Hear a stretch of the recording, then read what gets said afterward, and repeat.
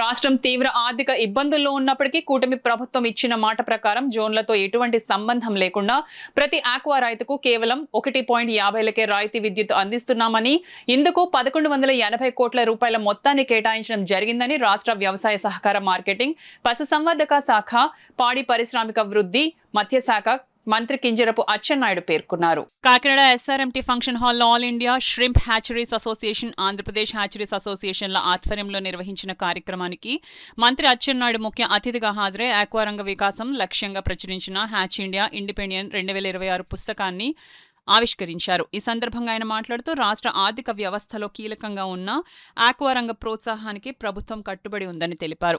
2014లో aqua రైతులకు ₹2కే విద్యుత్ అందించే కార్యక్రమాన్ని అప్పటి తెలుగుదేశం ప్రభుత్వమే ప్రారంభించిందన్నారు. దీన్ని ₹1.5కి అందిస్తామని ప్రకటించి అధికారంలోకి వచ్చిన వైసీపీ ప్రభుత్వం లక్షలాది నిబంధనలు ప్రవేశపెట్టి జోన్ నాన్ జోన్ విభజన చేసి ఉన్న వ్యవస్థ నాశనం చేసిందని, దీనివల్ల కేవలం కొంతమందికే రాయితీ అందిందని ఆయన ఆవేదన వ్యక్తం చేశారు. కేంద్ర ప్రభుత్వ సహకారంతో ఆంధ్రప్రదేశ్ రాష్ట్రానికి national fisheries development board sub సెంటర్ను సాధించుకున్నామన్నారు. 2027 నాటికి పోలవరం ప్రాజెక్టు పూర్తి కాగానే ఆక్వా సాగుకు, హ్యాచరీలకు ఎద్దడి లేకుండా ఎంత నీరు కావాలన్నా ఇస్తామని పేర్కొన్నారు. కార్యక్రమంలో రాజ్యసభ సభ్యులు బీరా మస్తాన్ రావు, ప్రభుత్వ whip Datla Subbaraju, Kakinada city MLA Vanamadi Kondababu, ఎమ్మెల్సీలు Perabathula Rajasekharam, Kari Padmasri, all India state hatchery అసోసియేషన్ల ప్రతినిధులు వై రవి, వి నరేంద్ర వర్మరాజులు ప్రసంగించారు. కార్యక్రమంలో DCCB chairman Tummala Babu, AVS Raju, Satya Suryanarayana Reddy, Gundam Chandramouli, Katakamsetti Prabhakar, hatchery నిర్వాహకులు తదితరులు పాల్గొన్నారు. ఇప్పుడే మీ లెక్కల ప్రకారం చూస్తే దేశం మొత్తం మీద 550 హ్యాచరీస్ ఉంటే ఒక ఆంధ్రప్రదేశ్ రాష్ట్రంలోనే 400 హ్యాచరీస్ ఉన్నాయి. ఒక కాకినాడ ప్రాంతంలోనే దాదాపుగా 250 హ్యాచరీస్ ఉన్నాయంటే ఇది మనందరం గర్వించదగినటువంటి విషయం అని చెప్పి తెలియజేస్తున్నాను. ఈరోజు మనం ఏదైతే సీడ్ ఉత్పత్తి చేస్తున్నామో ఆ సీడ్ సక్రమంగా ఉంటేనే మనం అన్ని విధాల ముందుకు వెళ్ళడానికి అవకాశం ఉంటుంది. ఈ రంగానికి బ్యాక్ బోన్ సీడ్ అనేది ప్రతి ఒక్కరు కూడా గుర్తుపెట్టుకోవాలి. ఈరోజు భారతదేశం గణనీయంగా అభివృద్ధి జరిగింది. మన దేశాన్ని చూసి చాలా దేశాలు ఆచరిస్తున్నాయి. కానీ ఈ రోజు కూడా మనం రూట్ స్టాక్ మీద అంత పట్టు సాధించలేకపోయామంటే ఏదో ఒక లోపం ఉంది. దీని మీద కేంద్ర రాష్ట్ర ప్రభుత్వాలు ఆలోచించవలసినటువంటి అవసరం ఉంది. తప్పనిసరిగా ముఖ్యమంత్రి గారి నాయకత్వంలో దీని మీద దృష్టి పెట్టి రూట్స్ ఏదైతే స్టాక్ ఉందో మనందరం ఇక్కడ డెవలప్ చేసుకోవాల్సినటువంటి అవసరం ఉందని చెప్పి తెలియజేస్తున్నాను.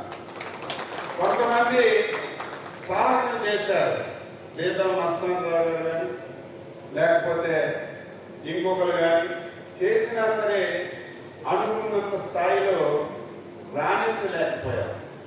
మనందరికీ బయట దాని మీద గుర్తు, మనం తయారు చేసుకున్న దాని మీద అంత ఇంట్రెస్ట్ ఉండదు.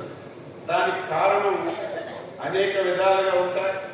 దాన్ని కూడా అన్వేషణ చేసుకోవాలి, దానికి కూడా ఎడ్యుకేట్ చేయాలి, ప్రతి ఒక్కరికి అవగాహన కల్పించాలి. ఇవన్నీ మనం చేస్తున్నప్పుడే ముందుకు వెళ్ళగలమని చెప్పి ఈ సందర్భంగా తెలియదు. అలాంటి ఈరోజు వ్యవసాయానికి మించి ఆదాయం తీసుకొచ్చే ఈరోజు ఈ వ్యవస్థ, అలాంటి వ్యవస్థలో లోటుపాటు తెలుసుకోవడానికి పెట్టుకున్న సమావేశం కాబట్టి ఇది ముఖ్యమైన సమావేశంగా నేను భావిస్తున్నాను. ఈ సందర్భంగా తెలియజేస్తాను. ఈరోజు ఇప్పుడే రవి గారు చాలా విషయాలు చెప్పాలనుకుంటున్నాను. ఆల్ ఇండియా ప్రెసిడెంట్ గారు, వారితో పాటు నరేంద్ర వర్మ గారు కూడా చాలా విషయాలు చెప్పారు. రుచిబాబు గారు, మా రాజశేఖర్ గారు. ఈరోజు ఏం చెప్పినప్పుడు లాస్ట్ వచ్చినప్పటికీ ఈరోజు చూస్తున్నట్టు మనందరూ కూడా ఈరోజు మనకి వ్యవసాయం అనేది రైతు బాగుంటే రాష్ట్రం బాగుంటుందని వ్యవసాయం అనేది మనంతా కూడా ఈ రాష్ట్ర ప్రభుత్వం ఏదొచ్చినా ముఖ్యమంత్రి గారు పనిచేయడం కానీ ఎవరైనా పనిచేయడం కానీ అలాంటి ఈ రోజున మొట్టమొదటిగా ఈ యాసిడ్ వచ్చినప్పుడు చిన్నగా స్టార్ట్ చేసినప్పుడు చాలా సక్సెస్ అయ్యారు, చాలా లాస్ అయిపోయినప్పుడు ఉన్నారు. అలా క్రమక్రమ టెక్నాలజీ పెరిగిన తర్వాత సక్సెస్ అయ్యి ఈరోజు చూసుకున్నట్టయితే ఈరోజు ఇప్పుడే తెలుసుకున్నాం, దేశం మొత్తం 500 యాక్సిడెంట్లు ఉంటే మన ఆంధ్రప్రదేశ్లో 350 యాక్సిడెంట్లు ఉన్నాయంటే మన రాష్ట్రం ఎంత గర్వకారణం కూడా ఈ సందర్భంగా తెలియజేస్తున్నాం. దీన్ని నిలబెట్టి కష్టమైన నష్టమైన నిలబెట్టి చేసుకుంటే ఉంటారే ఈరోజు ఈ ఆస్తి యజమాని మనస్ఫూర్తిగా ప్రభుత్వం తరఫున అభినందిస్తున్నాను సందర్భంగా తెలియజేస్తున్నా. అంటే కష్టాలు ఉన్నా ఇబ్బందులు ఉన్నా వారు నిలబెట్టుకుంటూ వచ్చారు. చాలా మంది నాకు తెలిసిన ఫ్రెండ్స్ ఉన్నారు, యాక్సిడెంట్ పెట్టుకోవడం ఉన్నారు, కానీ బాగున్న కూడా ఉన్నారు. అయినప్పుడు కూడా ఈరోజు ఎంత చేసినప్పుడు కూడా ఈరోజు ఏదైతే మొదటి ప్రాణం ఉందో బ్రూస్ అది సరైనది కావడం వల్ల ఈరోజు చాలా నష్టపోతుందని చెప్పారు. ఈరోజు అంటే ఏదైనా సరే తల్లి అయినా సరే తల్లి ఆరోగ్యం ఉంటేనే బిడ్డలు.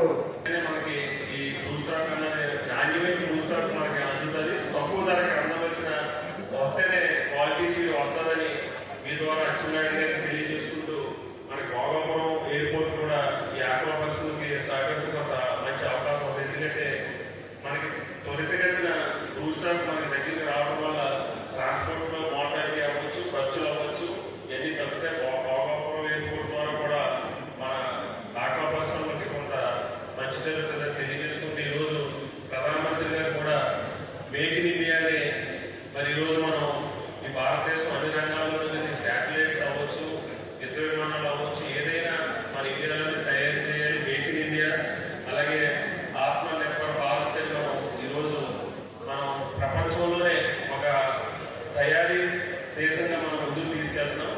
కానీ చిన్న విషయం ఇది, ఈ ఆక్వా పరిశ్రమ అనేది దేశానికి ఎంత అవసరం. అలాగే ఈ పరిశ్రమ మీద దృష్టి పెడితే బ్లూ స్టాక్ మీద దృష్టి పెట్టి మల్టిప్లికేషన్ సెంటర్లు అవ్వచ్చు, అలాగే ఇతర న్యూక్లియర్ ఎంబీసీ కానీ ఎంబీసీ అని చెప్పారు, వీటి మీద కూడా దృష్టి పెట్టి మన రాష్ట్రంలోనే మనం బ్లూ స్టాక్ ఉత్పత్తి చేసుకునే విధంగా మరి కృషి చేయాలని